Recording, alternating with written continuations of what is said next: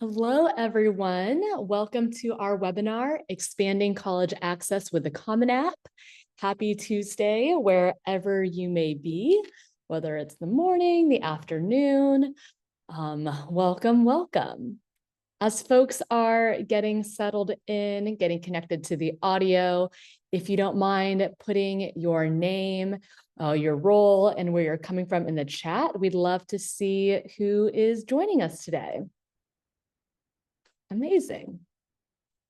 And we have just a little bit of housekeeping here on the next slide. This webinar is 60 minutes. It is being recorded and archived. You will get a copy of this recording as well as the PowerPoint in a day or two. If you have any questions, please put it in the Q&A box. I see the chat is being active. We're seeing where everyone's coming from. That's fabulous. If we can put the questions in the Q&A box, that would be super helpful so we can answer those questions throughout our presentation. You will receive a certificate issued for attending this webinar. Again, that will come out shortly after this webinar today, maybe tomorrow. And then again, this is being recorded, archived. You'll get a copy of the PowerPoint and the recording. Here is a little bit about us at Schoolhouse Connection if this is your first time joining us. We are a national organization with a mission to overcome homelessness from prenatal to post-secondary. And we do that by providing strategic advocacy and practical assistance in partnership with youth, families, schools, early childhood programs, higher ed institutions, and service providers. So definitely feel free to learn a little bit more about us on our website or join our newsletter. Here's a little bit of a roadmap for our presentation today. I'm going to start with some framing about the importance of higher education and some of the barriers that homeless youth face while trying to navigate college access and the whole college process. And then I am so excited to have Michaela from the Common App to talk a little bit about, what the Common App is and how you can support your students with the Common App to access college. We'll have opportunities for questions at the end, and then we'll share some additional resources. And I realized I didn't even introduce myself. So hello, everyone. My name is Jillian Sitar, and I'm the Director of Higher Education. And I'm also joined with my colleague Caleb, who is our FAFSA Completion Senior Manager. And of course, Michaela, our guest with the Common App. All right, so let's get into the importance of higher education. And on the next slide, we link to some reports and research. So there has been a huge increase and rise of skepticism about the value and the cost and the return of investment with a college degree. It is everywhere. It's in the news. We're seeing it all the time. However, a report came out this summer from Lumina and Gallup, and it found that most parents still want their kids to go to college. And this is across both parties. Both sides believe in the importance and the value of higher ed and still want their kids ultimately to pursue that post-secondary education. We're also seeing that from research that 85% of good paying jobs, so jobs that allow for individuals to have that sense of financial security, require some sort of post-secondary education and training. Additionally, folks who have a bachelor's degree are 59% higher earnings than those who've completed just a high school degree as their highest level attainment.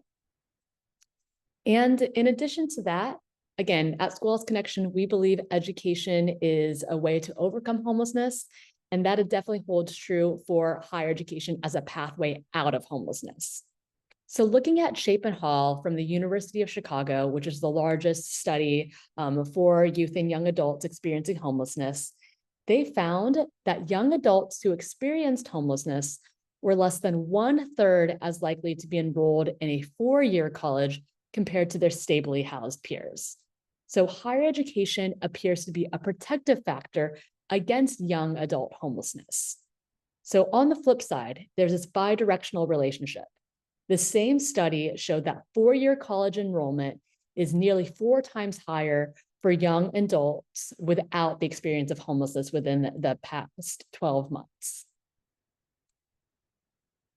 And that makes sense. It is really challenging to navigate higher education, the college access process, college applications, especially if you are experiencing homelessness. And here are some 5 additional barriers that homeless youth typically tend to face. Number 1, financial concerns. Filling out the FAFSA is complicated, it's complex, especially if you're experiencing homelessness. And in 2016, a GAO report found that homeless youth and foster youth had additional barriers accessing financial aid. So many barriers that, we actually had legislation, all the FAFSA homeless and foster youth provisions addressed a lot of those barriers and concerns from the GAO report. So that additional documentation, burdensome program rules, and just, again, a lot of confusion for our unaccompanied homeless youth and former foster youth. And also, just even when you have your financial aid, sometimes it doesn't cover everything. Pell Grants don't cover as much as it used to from years prior. Things are just really, really expensive, which kind of trickles into addressing housing and basic needs and security. We know many students experiencing homelessness are in the K-12 system, and that also holds true for the higher education system. Unfortunately, we don't have as many systems set in place on the K-12 in the higher ed side as we do in the K-12 side, but we do have national data from 2013 that found that about 8% of undergraduate students are experiencing homelessness. We have data from the Hope Center. They recently did a report that came out in 2024, and they found that about 60% of students are facing some sort of basic needs and security. I believe about 48% are facing housing insecurity, and about 14% of students are experiencing homelessness.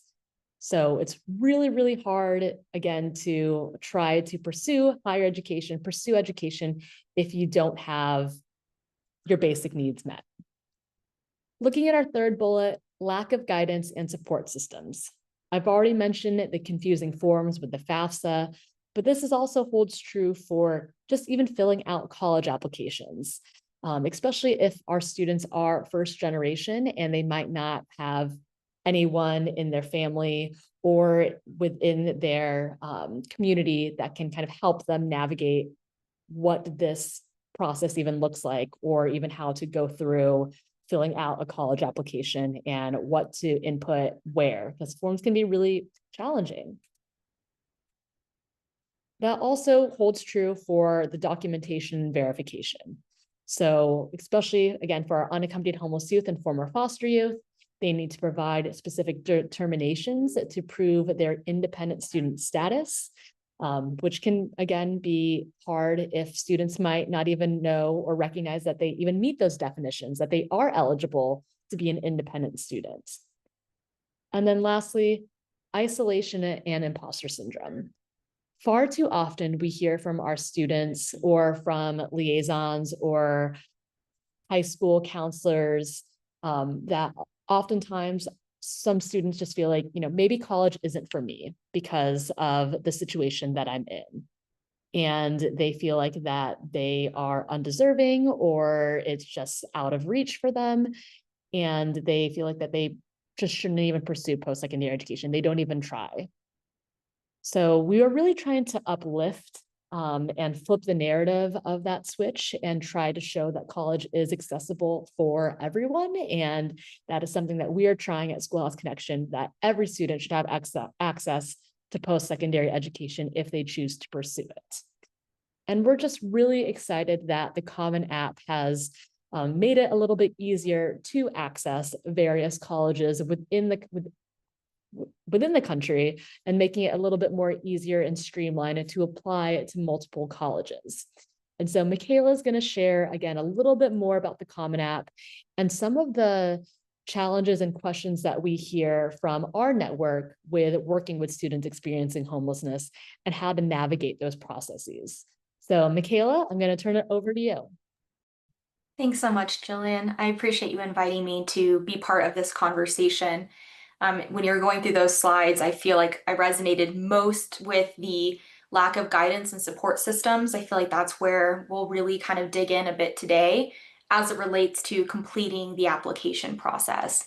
I recognize I won't be able to answer every single question or address every single barrier that your students face, but hopefully we can talk about some of the avenues and some of the paths that Common App has to support your students. Just really quickly, my name is Michaela Alcorn, and I'm the Senior Counselor Engagement Manager at Common App. I've been at Common App now for 3 years, and my role is solely working with student supporters. So anyone who is a counselor or an advisor or a liaison who's helping students navigate, as Jillian mentioned, this very daunting process of applying to college, I'm there to support and to answer questions and provide resources about Common App. Before working at Common App, I actually worked in the college admissions space for about 7 years. So in that time, I read thousands of college applications. So I can also kind of speak from that perspective as well of having read and reviewed many Common App applications. Think of this as our roadmap for our time today. I'm going to start with just an overview of who Common App is, just to ground ourselves in who the organization is and what we believe in. And then I will move us into the meat of the session, which is really that student and recommender experience. What do your students see when they're in Common App? And what do you, as someone who is supporting students, see in this process? And then I will close us out with some tools and resources that you can bookmark and save for another day. And hopefully we'll leave plenty of time at the end for questions. So we'll start with Common App. So Common App is an online college application platform. We know that there are many applications out there, so I just want to share more about specifically Common App. But every year, more than 1 million students, and about a third of those students do identify as first-gen students, will explore and apply to over 1,100 member colleges across the globe, all from one application platform. So our goal is really to simplify and streamline this process for students. That way, hopefully from one application, students can apply to most, if not all of the colleges that they want to explore. We are a mission-driven organization. We're a nonprofit membership organization. So what that means is all of the colleges that accept Common App are considered members of Common App. So as we go throughout the presentation, you may hear me refer to them as the colleges or the members or the institutions, but I'm always talking about the same thing. But we are, again, deeply rooted in our mission, which is to be committed to the pursuit of access, equity, and integrity in the college admission process. And our vision is to be the trusted source to access, afford, and attain opportunity for all.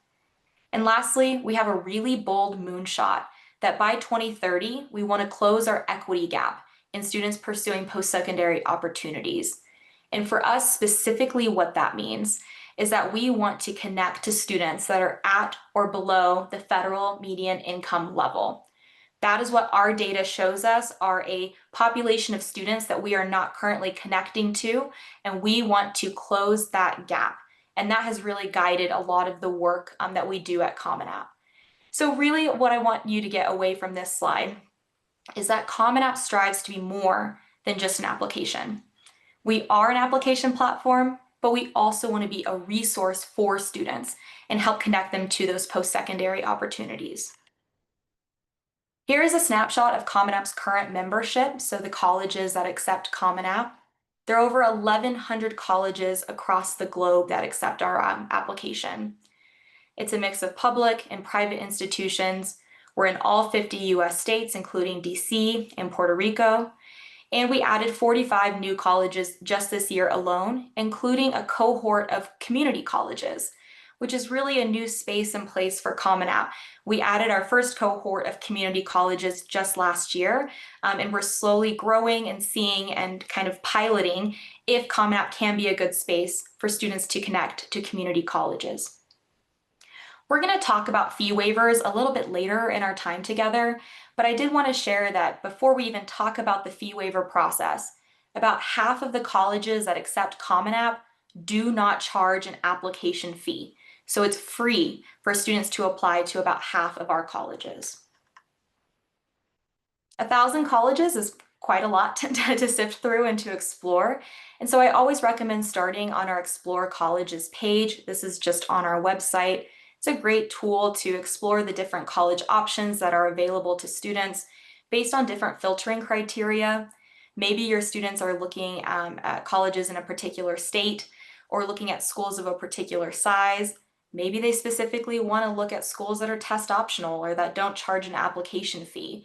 They can use that filtering system here to kind of narrow down or expand the types of colleges they might want to apply to through Common App. Also from here, students can look at maps of these colleges. They can look at college profiles, virtual tours. So kind of that first glimpse into the college search process. And they can do this from the comfort of their own home or from school. Now, data is really important. I love that Jillian started us off with data. Data is really important for us at Common App.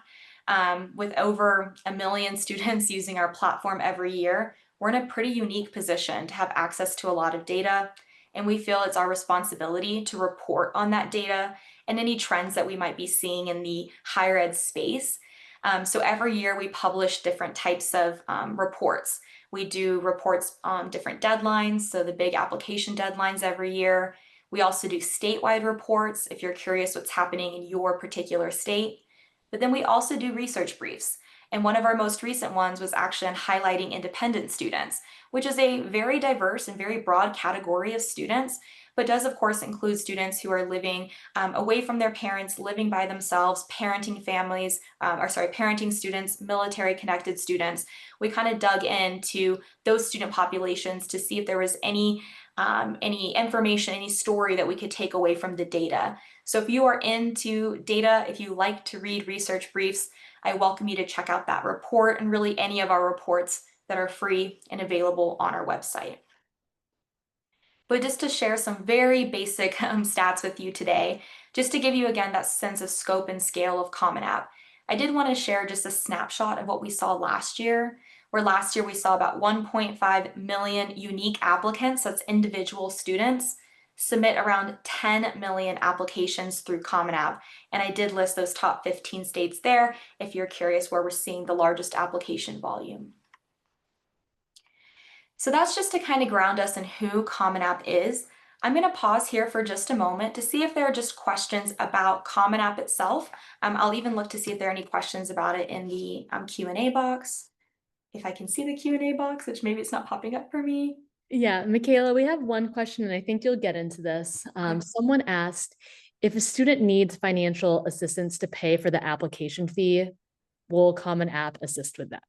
Great question, and absolutely, and we are going to dig into that in a little bit, but absolutely, if a student needs financial assistance, the Common App fee waiver will be able to support them in that. Great. Keep the questions coming in the Q&A. We will stop throughout the presentation to answer them. Thanks, Michaela. Yeah, thanks, Jillian. All right, so now we're going to dive into the student and recommender experience. So what do students see in Common App? What are some of those areas that are addressing some of the barriers that your students might be facing, especially if they're experiencing homelessness? And then we'll talk a little bit about the recommender experience. So how are you supporting students? So first, you may be asking, why would students use Common App? Again, there are other application platforms out there. So I wanted to first address kind of 5 reasons why a student might use our platform. One is that they complete only one application that can get sent to many colleges. So again, kind of streamlining, instead of needing to have multiple accounts, maybe they just need one. The second is that a student can use one transcript for multiple applications, so they don't have to keep uploading the same documentation again and again and again. Those documents get uploaded once and sent to all of the colleges they ultimately apply to. Third is that it does streamline the recommendation process. So if you are someone who writes letters of recommendation for a student or is submitting any forms on behalf of the student, that is all really streamlined and simplified through our recommender system. The fourth kind of gets at the question that we were just asked which is that if you qualify for, or that you can, or your students can qualify for an application fee waiver if they have financial need. And I'll show you exactly where that question lives in the application and the different criteria there. And lastly, getting at something else that Jillian mentioned are barriers for students as it relates to the financial piece. Common App is just sort of starting to dip our toes into the affordability space. We're predominantly a college application platform, but we also recognize that the affordability piece is really crucial. And so we've started to dive into that space a little bit with providing financial aid resources for students and also doing scholarship matching built into the application. So that's another kind of reason why students might come to our platform, is that they get all of this all in one space and place. There are also opportunities outside of simply applying to college, which is kind of what I've hinted at before, but I want to be more specific about what I mean by that.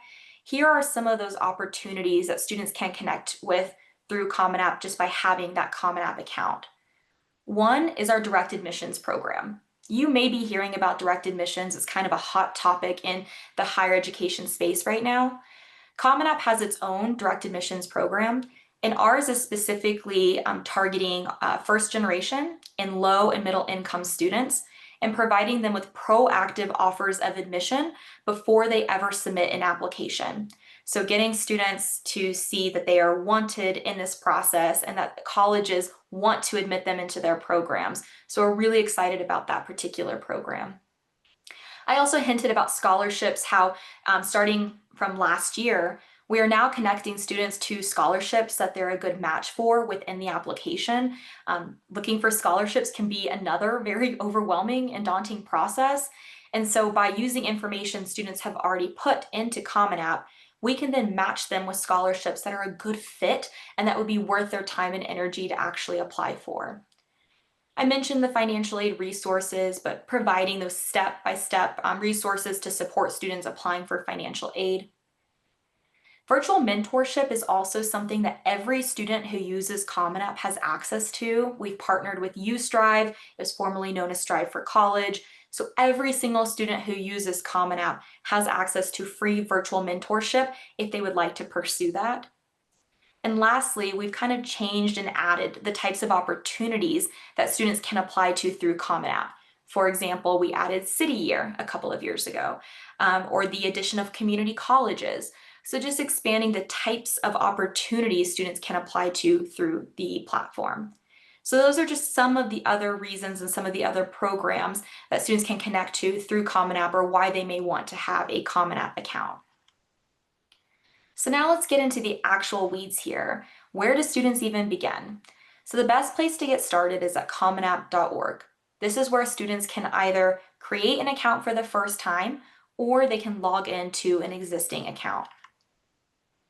Now, this is one of my first big takeaways for everyone here on this call. Common App has the ability to create practice student accounts. So if you're not very familiar with Common App, maybe this is the first time that you're hearing about this platform, or you've heard about Common App, but you've never actually seen what it looks like, I definitely recommend that everyone create a practice student account. This is by far the best way to familiarize yourself with the application. And it's really easy to set this up. You just go to commonapp.org, you select create an account, and then you'll select Education Professional, and this will get you set up with that practice account. The practice account is pretty much identical to a live account. There's only two differences. One is that at the very top in a yellow box, it will say this is a practice account.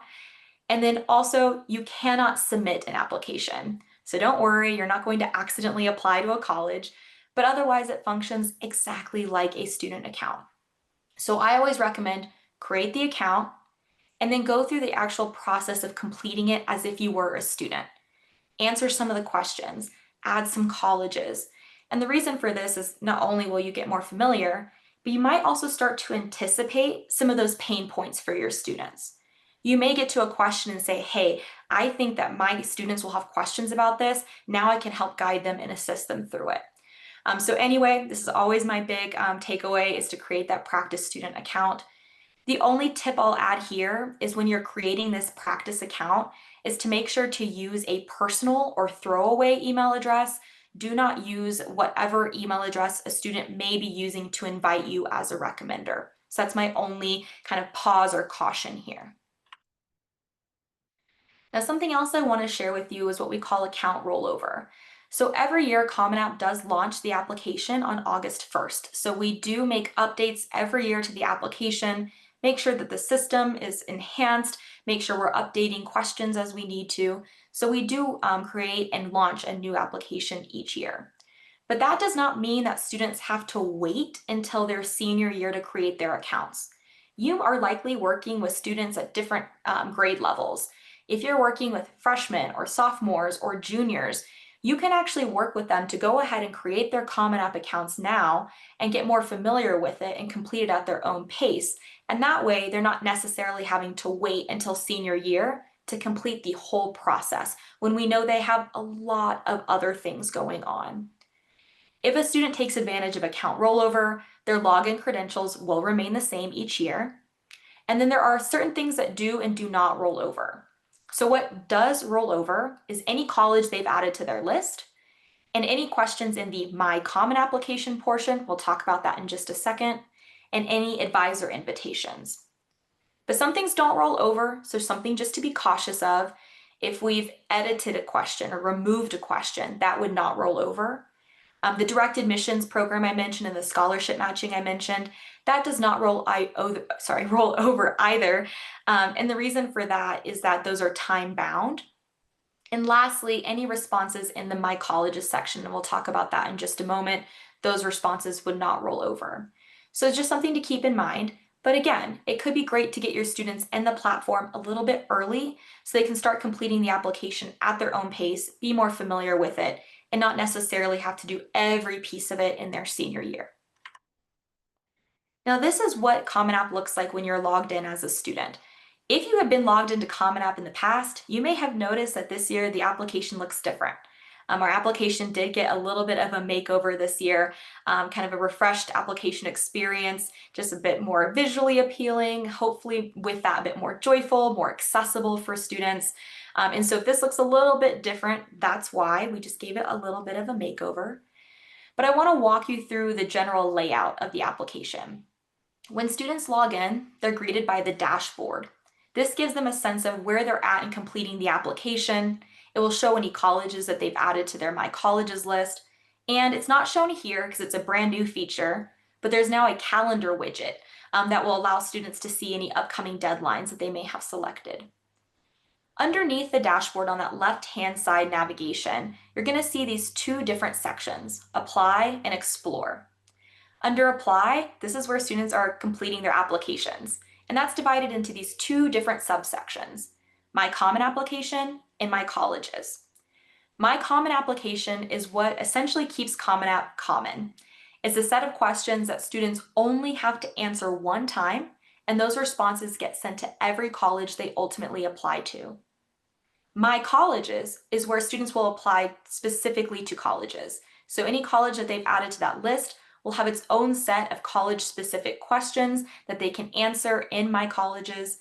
And once they've completed their application, it's also where they're ultimately going to submit their application to an individual college. That's the Apply section. The next section is our Explore section. The first subsection there is College Search. That's where students can explore different college options, kind of like the Explore Colleges page I mentioned earlier. Students can look at colleges based on different criteria, maybe upcoming deadlines or not charging application fees, whatever it might be. And if they're interested, they can add a college to their My Colleges from the College Search section. The next area is direct admissions. I mentioned our direct admissions program earlier. If a student received any direct admissions offers, they'd find those there. And lastly, our financial aid section, where students can get that step-by-step information about applying for financial aid, and it's also where they'll be notified if they receive scholarship matches. That's the application in a nutshell. As you'll see even just from this image, on the far right-hand side, there will always be a help and support box that will pop up that will have answers to frequently asked questions to hopefully assist students as they're completing different sections of the application. Now that we've kind of talked about the general layout, I'm going to go into some more details specifically about the My Common Application section and areas where I think your students in particular may have questions or have barriers and how they might be able to address them in the application. So again, my common application is where students complete those main sections of the application. They only answer these questions once, get sent to all of their colleges. And under my common application are these 7 sections: profile, family, education, testing, activities, writing, and courses and grades. I'm not going to go into detail about every single one of these sections, but I do want to highlight a few pieces that I think will be crucial in working with your students. The first is in the profile section. So this is again under my common application is their profile. And this is where students will share some personal information. It could be like contact information, things like that. Now I know one area that may come up a lot is about addresses, especially if a student maybe has had multiple addresses or is staying in temporary housing or something like that. This could be a barrier. And so one thing I wanted to point out here is that students can, under address specifically, share if a living situation is temporary. And that might be helpful for colleges who may be sending things by mail, that they can then be aware that that address may or may not be the permanent address that a student is staying at. Also in the profile section is the Common App fee waiver. So we were asked about that just a little bit earlier, about if a student has financial need, can they request assistance with paying application fees, which is an excellent question. So we have actually built this into the application itself, this fee waiver. Essentially, a student can read through all of the eligibility criteria we list for being eligible for the fee waiver. And if they see themselves anywhere in this bullet pointed list, all they have to do is answer yes and sign their names, and they can use their Common App fee waiver for all of the Common App colleges that they apply to. I want to point out a couple things here. One is that students are not required to upload any supporting documentation. It really is a simple yes or no question. The second piece is that even on the recommender side of the process, so if you're, for example, a school counselor who has to approve the fee waiver, there also is no need to upload any type of documentation. This question is really being asked in good faith and meant to simplify this process for students, not to be a barrier for students. Now, I did kind of highlight some of the eligibility criteria here, but a couple I want to point out is that one of the criteria is if you live in a federally subsidized public housing, a foster home, or are homeless. So that means that if you are working with a student who is homeless, they are automatically eligible for this fee waiver. All they have to do is go into this question, which is in the profile, answer yes, sign their names, and they can use that fee waiver for all of their Common App colleges. So another area where I know there could be some questions is in the family information section. It's possible that students may be living with not both of their family members or their parents, or maybe neither of their parents. And this can sometimes be a barrier of how do I answer these specific questions? So the family section asks students to share context about their family circumstances. So that's, parents, siblings, maybe even children if they're parenting students. So a couple of things here. In the household question, students can actually select ward of the state/court or select other to describe their living situation. So if it doesn't quite fit under the with whom do you make permanent home, which is kind of an interesting way to frame that question anyway, they can scroll through, and those are 2 options that might help them describe their particular living situation. Also in household, there are questions about parent. So students are asked to provide information about parent 1 and parent 2, but they can also provide information about like step parents as well. But students really have some agency here in determining what information they want to include. For example, one of the options under parent is that you can say you have limited information about this parent. So that could be an option. If a student does not have a lot of information to share about one or either parent, they can always select that I have limited information. Also for parent 2, they can always say I do not have another parent to list. By selecting either of those options, the remaining parent questions will not be required. So hopefully that will be slightly less of a barrier when answering these questions, is that they have a couple of options to be able to share this information, including saying they either have limited information or that they do not have another parent to list. Another area I want to highlight where students may be able to share some additional information is under the education section. The education section is where students are asked to share more context about their academic experience, so like grades and honors and things like that. But this is also where students can share their current or most recent coursework. They can share if there's other schools that they've attended. So it's possible that students experiencing homelessness may have had to move around to different schools at different points in time, right? So this is where students can share if they've attended any other schools. They can also share information about their education progress. So maybe there's been disruptions. Maybe there's been some semesters that they've had to take off due to their circumstances. They can also share that information with the colleges here. And lastly, they can share if they've received any assistance from community-based organizations. It's possible your students are getting support from great community members who are helping them with this process. It could be yourself or it could be another organization. And students are welcome to share that with colleges as well. A new question that we added to the application just this past year is called responsibilities and circumstances. Really what this question allows students to do is in the activities section to, in a checklist format, be able to quickly and easily share with colleges if there are any responsibilities or circumstances that they've experienced that impact their academic journey. And I in particular want to highlight the circumstances section because it does talk about experiencing homelessness. It talks about having maybe inconsistent heat or power or water or food, living without reliable internet, living independently or by themselves. So this would allow a student to be able to quickly and in a checkbox way share this information with colleges and not necessarily have to expand on it in their personal statement or in their additional information. They are, of course, welcome to share that, but it's possible a student might want to share something else in those sections. And this way they can still share with colleges their own individual experiences in this easy format and also be able to choose for themselves if they want to expand on that elsewhere. Speaking of the additional information question, this is located in the writing section. We do ask students if they've experienced any challenges and circumstances that they want to elaborate on.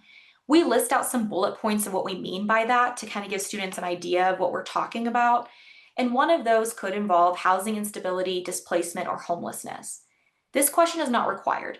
Students should never feel required to share this information with colleges. But if they choose to share this information, this could be a really great place to do so, is under that challenges and circumstances question. There is a max of 250 words, but this could be a space for students to share just a little bit more with colleges about their lived experience. So now I'm going to kind of walk away from the student experience and some of those really particular sections I wanted to highlight, and I want to transition into the recommender experience. So as a student supporter who is helping students through this process, where are you getting involved in this process and how are you supporting your students? So students will actually invite recommenders in my colleges, and they'll do this in individual colleges that they've added. It's a section called recommenders in FERPA. From here, students will be able to invite up to 4 different recommender types. The counselor, who is at the school submitting school forms like the transcript, things like that. A teacher who's writing a letter of evaluation on behalf of a student from that academic lens. The other recommender, which is pretty much optional, but allows students to invite people who are maybe not their teacher, not their counselor, but someone who can write an evaluation on their behalf. And then lastly, the advisor role, which I think is probably going to be most pertinent to the audience here today. So advisors are really anyone who is assisting a student through the application process. It can be a family member, it could be a mentor, it could be a college guidance advisor, maybe from like a community-based organization. It can really be anyone who is supporting a student's application completion.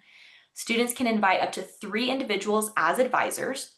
And as an advisor, you're not submitting any documentation. You're not submitting letters of recommendation. You're not submitting transcripts. You're really there to advise and support your students. And that's why I think that many of you on this call may potentially be invited into that advisor role by your students so that you can get insights into their application and support their completion, but maybe not necessarily submitting any school forms on their behalf. If a student chooses to invite you as an advisor, you would then get access to the Common App recommender system. This is the system that we have for counselors and teachers and recommenders and advisors to be able to support their students' application completion. When you log in, this is what you would see as an advisor. You'd have access to our requirements grid, which is this giant beast of a document that outlines all Common App colleges and their various requirements. You'd be able to search for different cohorts of students if you're working with a large caseload. You can track student progress, which is what's being shown here with the grayed out areas and the green check marks. And if the student has enabled preview, you can even preview their application progress, which will pull up a PDF of a student's application and what's been completed so far. So you could provide guidance or support on how to complete certain sections or to review their essay and provide feedback. But again, a student does have to enable that preview. You can even see a student's college list and all the deadlines that they have selected, again, just to be able to better support those students.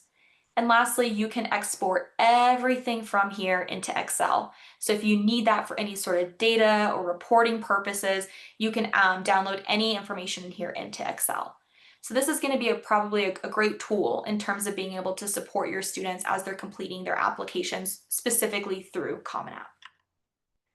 Now, I know I'm getting tight on time and I want to make sure there's plenty of time for questions, but I still want to pose this question because maybe it can come out in our general Q&A. What are the parts of the process, specifically the application process, that are the biggest barriers for your students? I tried to think through when going through and creating this presentation what some of those barriers might be, and I know Jillian sent some questions ahead of time as well that I tried to address here. But there's no way I covered absolutely everything, and there's also certainly ways that Common App can improve this process. And so I do want to at least put this question out there, and hopefully we'll have some time during Q&A to address where some of those barriers might be. But I am going to just close this out really quickly with some tools and resources, and then I want to get to the Q&A because I did see that there were some questions coming through. I just want to make sure to leave time for that. So we do have many online tools for advisors and just generally for student supporters. All of these are on our website at commonapp.org/advisors. From here, you can create that practice account that I mentioned earlier. You can sign up for our monthly counselor newsletter, which, shameless plug, you certainly should sign up for our newsletter. We only send one email a month, and it really is the best way to stay in the loop on all things Common App. If there are any events that we're hosting or changes to the applications or webinars that we host on those different programs that I mentioned, like direct admissions, for example, we always share that in our newsletter. You can also request a Common App map poster. We have these giant Common App maps that have all of the Common App colleges and where they're located. So if you have like an office or a classroom space that you want to put that in, you're welcome to request that for free and we'll mail it right to you. We also have specific resources for both recommenders and students. So for recommenders, we have letter writing resources, how to develop a school profile, we have video tutorials. For students, we have handouts that cover different parts of the application process in both English and in Spanish, and you can download those as PDFs to use in any curriculum you might be hosting for students to talk about the college search process. And lastly, we have video tutorials on our YouTube channel. Highly recommend these. These are really well received. And in particular, I think it's that first video clip you see there, the Common App application walkthrough. That's my colleague Amani in that video. And in under 5 minutes, he walks through from start to finish how to create a Common App account, how to complete a Common App, how to submit, again, in 5 minutes. So that can be a great introduction for students of just familiarizing themselves with Common App. We also have a 24/7 support team. So we have an incredible solutions center that's available to answer questions from students and also from student supporters.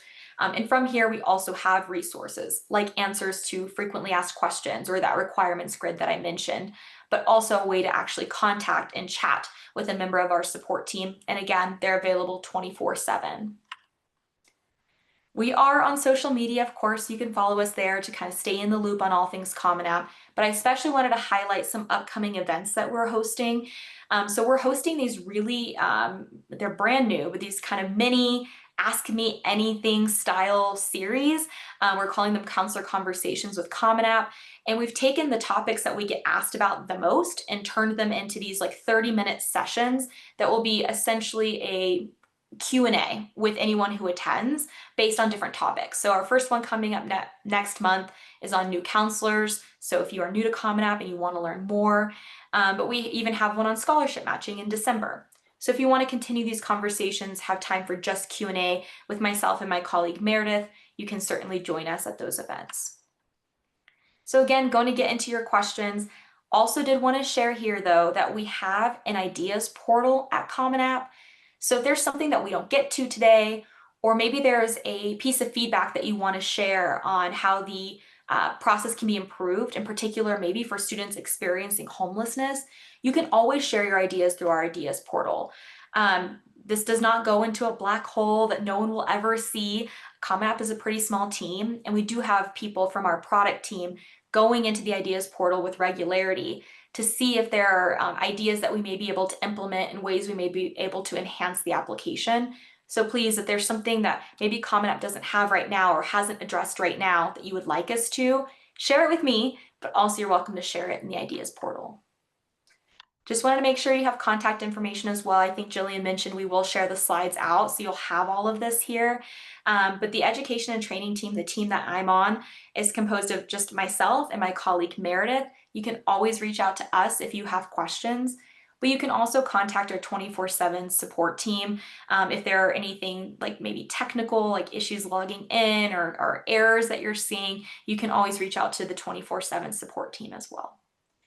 So that's all the information I have. I'm gonna stop sharing my screen so that I can like see Jillian a little bit better and see what questions maybe have come through that I might be able to address. Amazing. Thank you so much, Michaela. This was so helpful being able to hear a little bit more about the Common App, and even just from last year when I first met Meredith, I feel like there have been all these changes to be a little bit more inclusive of students experiencing homelessness, which is really exciting. We have a few questions. Can you just kind of like confirm again, like, does it cost to use the Common App? Is this free? Oh, can you just kind of say that process again? Absolutely, great question. So actually creating a Common App account is completely free. And for the only fee that a student would incur is an application fee if a college charges an application fee. And I know we've talked about that in a couple of different ways, that about half of our colleges don't charge an application fee anyway. And also that we have that fee waiver built into the application, that if your students are experiencing homelessness, they're eligible for that fee waiver and therefore can apply to all of their Common App colleges for free. So actually creating the account is always free. Creating that practice account is free. Our resources are free. All of that is free. The only possible fee a student might incur would be if a college charges the application fee. But again, the fee waiver would mitigate that. Awesome. Thank you for clarifying that question. We have someone asking a question about, for students who aren't first year, maybe they've already started their first year of college and then they're transferring. Can they apply with the Common App? Is it just for first year students? That is a great question. We do have a Common App for transfer application. It is completely separate from the first year application, so it's a different system, but we do have a Common App for transfer, and it functions in many ways similar to the first year in that students can use the one application to apply to multiple colleges if they're wanting to transfer. And Jillian, I'd be happy to share some resources about the transfer application that you can then share out. But yes, absolutely, there is a Common App for transfer application. Perfect. And then we have this one niche question here. Can student athletes who may be pursuing playing their sport in college use the Common App? Like, if the college wants to recruit student athletes, can they still use the Common App too? Yeah, absolutely. They can still use the Common App to apply to colleges. The only thing I would caution is particular colleges may want you to use a certain application platform. And so if you are a recruited athlete at a particular college, maybe they have their own system, maybe they have their own institutional application. So my rule of thumb is always to ask the colleges, like, what platform would you prefer? But absolutely anyone can use the Common App to apply to colleges, student athletes or otherwise. And again, that student may not only be looking at one school, like maybe they're being recruited at one school, but they want to keep options open about other possibilities of where they can go to college. Then the Common App would be a great space to be able to explore, of course, that one option, but maybe the other ones that are on their radar. Perfect. And so again, on the Common App, students can indicate they have experienced homelessness or are experiencing homelessness. On the college side, when they receive the Common App, are they allowed to then use that information on the Common App application to then provide outreach to students proactively about basic needs supports at the institution? Are there any sort of like privacy or like FERPA pieces there? That's a great question. I mean, it's going to be up to the individual colleges. Whatever information a student has shared in the application, the college may potentially use for recruitment purposes. In the same way that a student might say that they're like an exceptional swimmer, and therefore the swim team might say, "Hey, like maybe you want to come swim for our school." They can do that with any information that's shared in the application, including if a student has shared that they've experienced homelessness or that maybe they're a first gen student.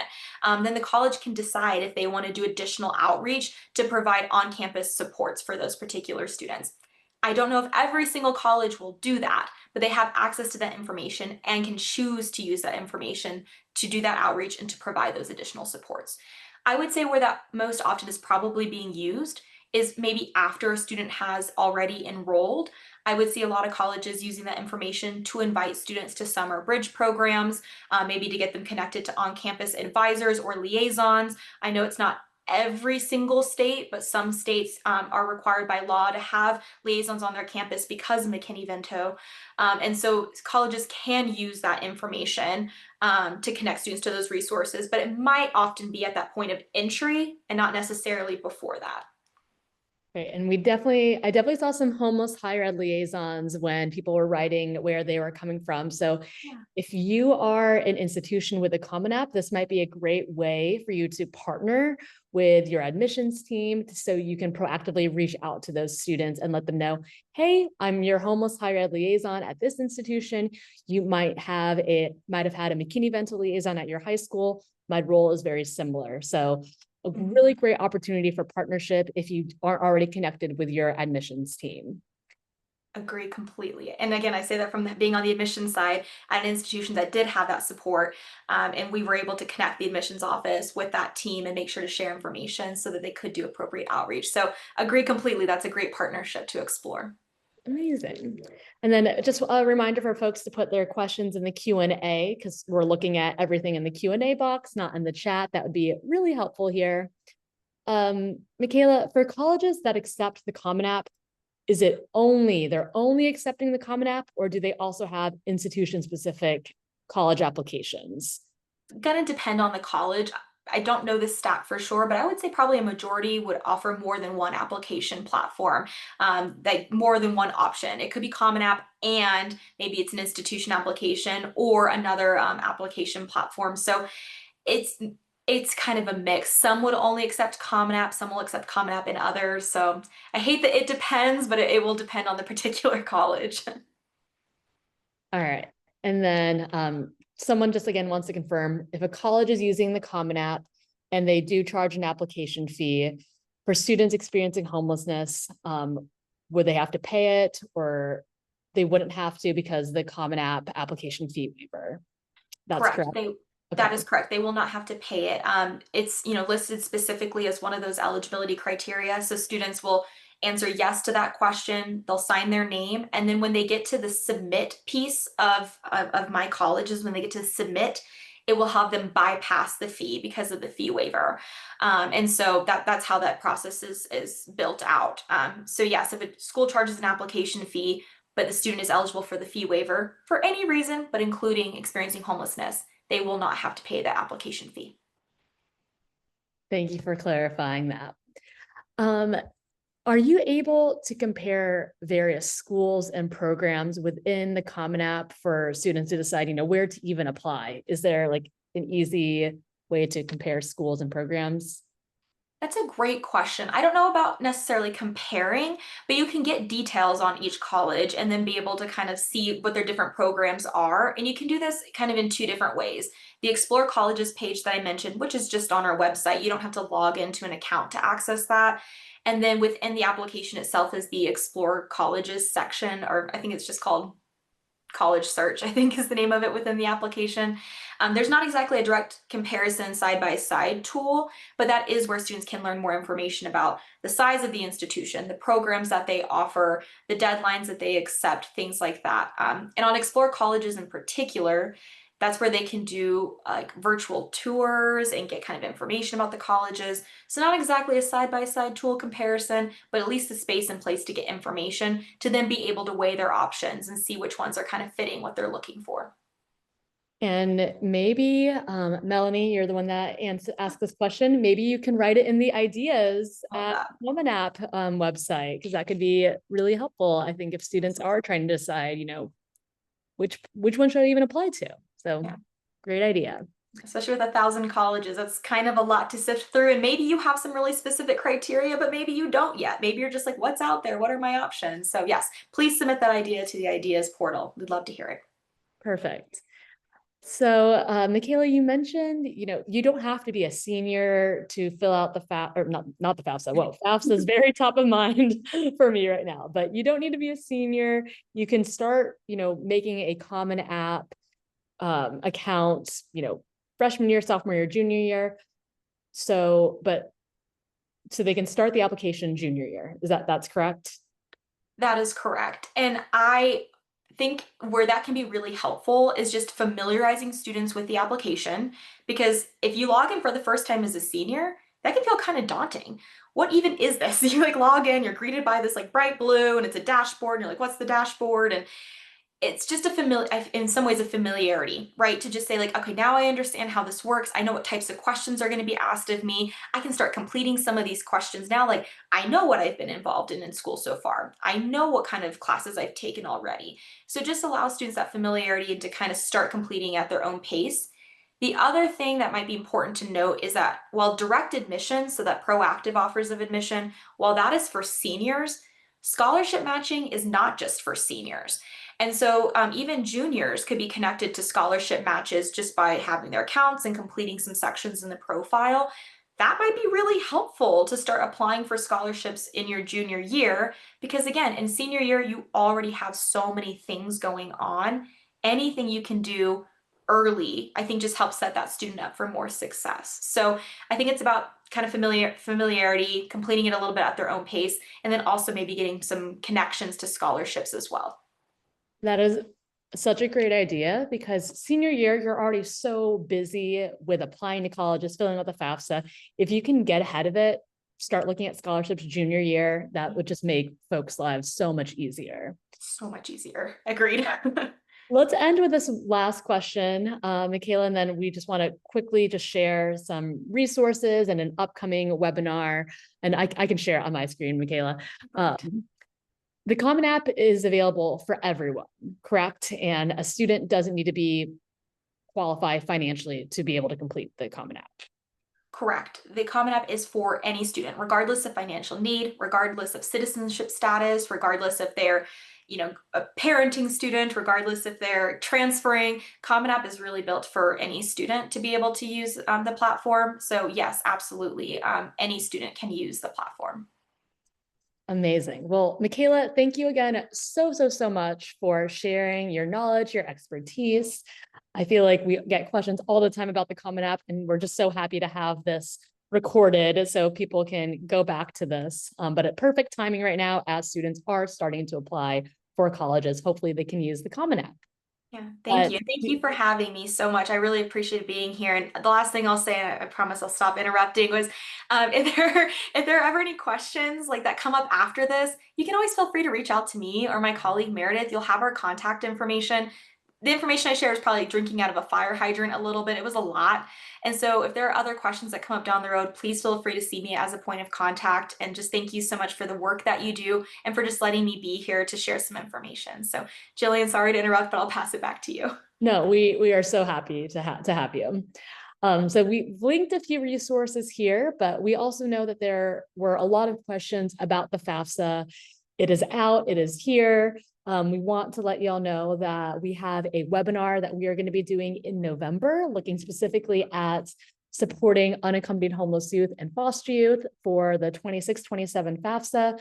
We just had a newsletter go out. We updated all of our materials. Everything is ready for the 26-27 FAFSA. Caleb is here as well to answer any questions that you have about the FAFSA. So please reach out to him at caleb@schoolhouseconnection.org if you have any FAFSA related questions. But I also just want to end showing ways to connect with us at Schoolhouse Connection on social media, as well as our newsletter, which again, you'll get a copy of this. But again, just Michaela's contact information. She is a resource for us all. And with that, I think we'll close out. Thank you again, Michaela, for joining us. Thank you all for tuning in, and we hope you have a lovely rest of your day. Thank you so much. Bye.